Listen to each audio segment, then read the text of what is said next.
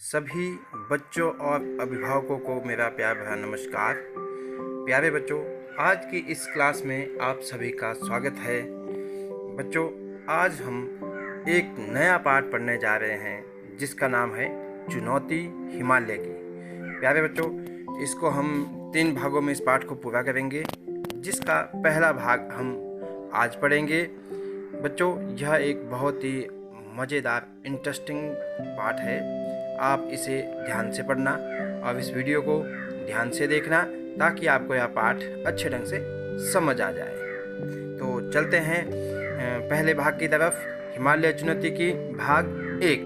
पाठ 18 चुनौती हिमालय की। जोजिला पास से आगे चलकर जवाहरलाल मातायान पहुँचे तो वहाँ के नवीन कुली ने बताया, साहब, सामने उस बर्फ से ढके पहाड़ के पीछे अमरनाथ की गुफा है। बच्चों, यह जो हमारा पाठ है यह पंडित जवाहरलाल नेहरू जी की अमरनाथ की यात्रा के बारे में बता रहा है। पंडित जवाहरलाल नेहरू जी को आप जानते होंगे, वह हमारे देश के प्रथम प्रधानमंत्री थे।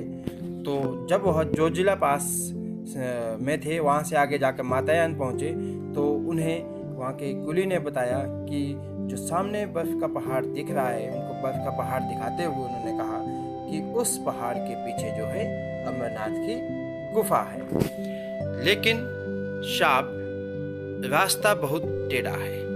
किशन ने कुली की बात काटी, बहुत चढ़ाई है और साहब दूर भी है। तो जब वह जो वहाँ पे नवीन कुली था, वह पंडित जवाहरलाल नेहरू जी को बता रहा था कि अमरनाथ की गुफा वहाँ है, तो साथ साथ में वह बता रहा था कि जो यहाँ का रास्ता है वह बहुत ही टेढ़ा है। इतना ही वह कुली बता रहा था कि जो किशन था उसने कुली की वह बात वहाँ पे काटी और अपनी बात कहने लगा। वह बोला कि आगे बहुत चढ़ाई है और दूर भी बहुत है, जो अमरनाथ की गुफा है वह बहुत दूर है। तो इस पर जवाहरलाल नेहरू जी ने पूछा कि कितनी दूर है। 8 मील साहब, कुली ने जल्दी से उत्तर दिया। तो जैसे ही जवाहरलाल नेहरू जी ने उनसे पूछा कि ऐसा कितनी दूर है वहाँ से, यहाँ से गुफा,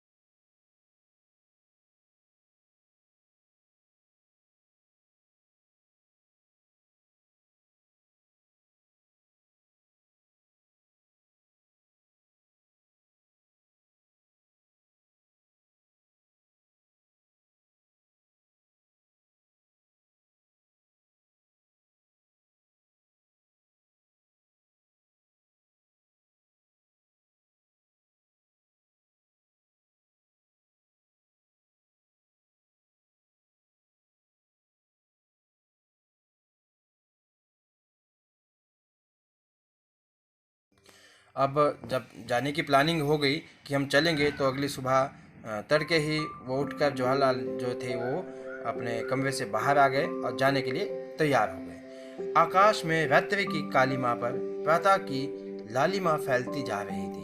अब जैसे सुबह सुबह तड़के उठ गए थे तो बाहर अभी धूप नहीं थी, रोशनी इतनी ज़्यादा नहीं थी, प्रातःकाल की लालिमा फैली जा रही थी। तिब्बती पठार का दृश्य निराला था। वहाँ से जो तिब्बती पठार जो दिखाई दे रहा था वो बहुत ही अच्छा था, बहुत ही मनमोहक था, बहुत ही निराला था। दूर दूर तक वनस्पति रहित उजाड़ चट्टानी इलाका दिखाई दे रहा था और जहाँ पे जवाहरलाल नेहरू उस टाइम थे वहाँ से केवल उन्हें बर्फ की चट्टानें ही दिखाई दे रही थी। वहाँ पे कोई भी पेड़ पौधा उनको दूर दूर तक नहीं दिखाई दे रहा था।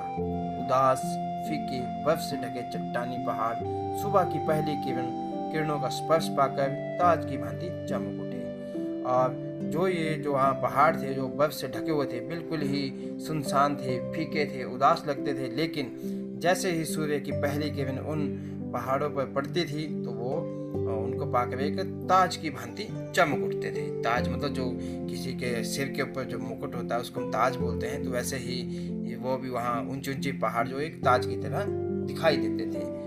दूर से छोटे छोटे ग्लेशियर ऐसे लगते मानो स्वागत करने के लिए पास सरकते आ रहे हों। और जहाँ पे वो छोटे छोटे ग्लेशियर होता है जो बर्फ से बने बड़े बड़े बर्फ के ढके हुए पहाड़ होते हैं उनको ग्लेशियर बोलते हैं। बर्फ जहाँ जमा होती है कई फुट ऊंची हो जाती है तो उनको ग्लेशियर हम बोलते हैं। सर्द हवा के झोंके हड्डियों तक ठंडक पहुंचा रहे थे और जो सुबह की ठंडी ठंडी हवा थी वो इतनी ज़्यादा ठंडी थी कि हड्डियों तक अंदर जो है ठंड पहुंचा देती थी, क्योंकि सारे जहाँ पे उस टाइम थे वहाँ के जो पहाड़ थे वो सारे के सारे बर्फ से ढके हुए थे, जिस कारण जो वहाँ की हवा थी वह भी बहुत ठंडी थी। जवाहर ने हथेलियाँ आपस में रगड़कर गर्म की और कमर में रस्सी लपेटकर चलने को तैयार हो गए। अब सुबह का टाइम था, जवाहरलाल ने अपनी हाथों को रगड़ा ताकि थोड़ी सी जो ठंड है वो कम हो जाए और चलने के रस्सी अपनी कमर में लपेट ली और उससे आगे चलने के लिए तैयार हो गए। हिमालय की दुर्गम पर्वतमाला मुंह उठाए चुनौती दे रही थी। जो हिमालय की दुर्गम मतलब बहुत ही कठिन पर्वतमाला, जो वहाँ पर्वत थे हिमालय के छोटे बड़े, वह उनको चुनौती दे रही थी कि आ जाओ और हम पर जो क्रॉस करके दिखाओ। जवाहर इस चुनौती को कैसे ना स्वीकार करते। भाई किशन और कुली सभी रस्सी के साथ जुड़े थे। ये 4 लोग थे, एक जवाहरलाल जी थे और एक उनके भाई थे, एक किशन था और एक कुली था। तो उन्होंने सभी जो है एक ही रस्सी से आपस में जुड़े हुए थे। रस्सी उन्होंने सबने आपस में बांधी हुई थी ताकि कोई गलती से कोई गिर भी जाए तो बाकी 3 भी उसको बचा लें। किशन गडरिया अब गाइड बन गया। किशन गडरिया था क्योंकि वो भेड़े चराता था, अब जो है वो गाइड बन गया, वो रास्ता दिखाने लगा। गाइड होता है जो रास्ता दिखाता है, तो यहाँ पे किशन जो है एक गाइड का रूप में अब काम करने लगा। बस 8 मील ही तो पार करने हैं। जोश में आकर जवाहरलाल चढ़ाई चढ़ने लगे। यूं 8 मील की दूरी कोई बहुत नहीं होती, लेकिन इन पहाड़ी रास्तों पर 8 कदम चलना दूभर हो गया। तो जवाहरलाल नेहरू जी ने कहा कि सिर्फ 8 ही मील है और कोई बड़ा काम नहीं है, इसलिए हम यहाँ चलेंगे। अगर हम प्लेन की बात करेंगे, मैदानी इलाके की बात करेंगे तो 8 मील हम ज़्यादा नहीं भी लेंगे, लेकिन पहाड़ी इलाकों में 8 मील जो है बहुत ही दूर लगते थे और वहाँ पर तो 8 कदम चलना भी बड़ा मुश्किल था। तो 8 मील तो बहुत बड़ी बात थी। एक एक डग भरने में कठिनाई हो रही थी, तो जैसे ही एक कदम रखना अगले कदम पे और अलग कठिनाई का सामना करना पड़ रहा था। प्यारे बच्चों, इसी के साथ ही आज का हमारा भाग 1 समाप्त होता है। अब बारी आती है आज के होमवर्क की, तो चलते हैं होमवर्क की तरफ। होमवर्क आपके सामने आ गया।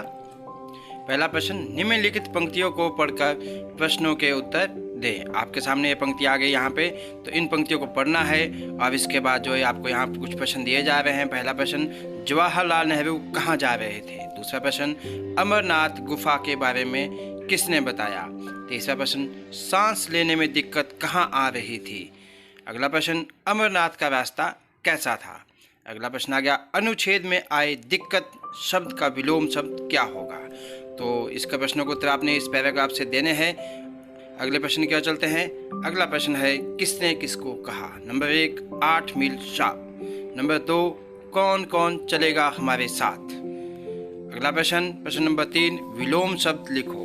तो आपके सामने विलोम शब्द है आपत्ति, पहाड़, कठिनाई, वीरान। इन सभी शब्दों के आपने विलोम शब्द लिखने हैं। तो प्यारे बच्चों, इसी के साथ ही हमारी यह आज की क्लास समाप्त होती है।